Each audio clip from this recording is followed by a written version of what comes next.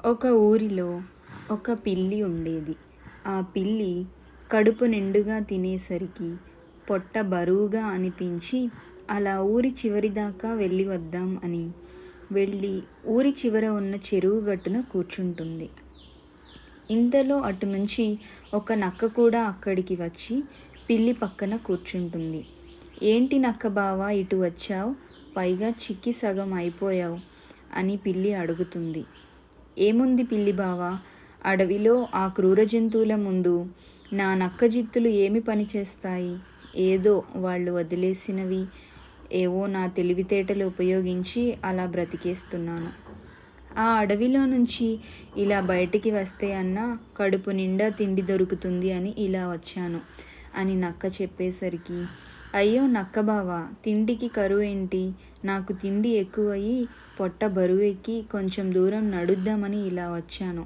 నాతో రా, నీకు కావలసినంత తిండి పెడతాను, దానిదేముంది అని పిల్లి గొప్పలు చెప్పి, నేను ఉండే ఇంట్లో ఇవాళ పెళ్ళి జరుగుతుంది, నీకు పంచభక్ష పరమన్నాలు తినిపిస్తాను, నువ్వు నీ అదృష్టం బాగుంది అందుకే నా దగ్గరికి వచ్చావు అని చెప్పేసరికి నక్క ఆనందంతో, పిల్లి బావా నువ్వు మంచివాడివి, ఎంతైనా గొప్పోళ్ళు గొప్పోళ్ళే, మా బ్రతుకులు ఏముంది పిల్లి బావా అని ఆహా ఓహో అనుకుంటూ ఇద్దరూ కలిసి పెళ్ళికి వెళ్తారు.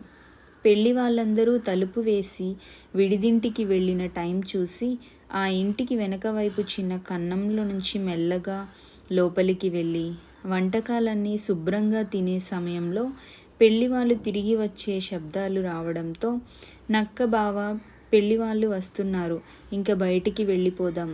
గబగబా ఆ చిన్న కన్నంలో నుంచి ముందుగా పిల్లి దూకి, నక్క బావా తొందరగా రా, లేకపోతే నీ పని అంతే అని పిల్లి అక్కడి నుంచి వెళ్ళిపోతుంది.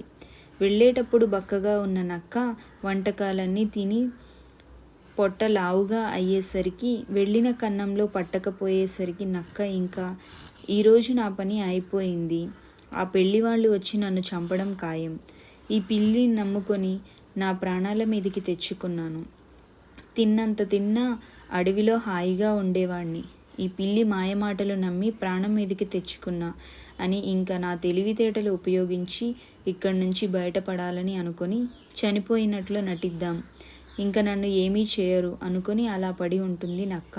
పెళ్లివాళ్ళు వచ్చి, అయ్యో ఇంట్లో నక్క చచ్చపడి ఉంది, ఏదో చెడు జరుగుతుంది, పెళ్లి వాళ్ళకి తెలిస్తే పెళ్ళి ఆగిపోతుంది, ఎవరికీ తెలియకుండా ఊరి చివర పడేసి రండి అని ఊరి చివర పడేసి వెళ్ళిపోయారు వాళ్ళు.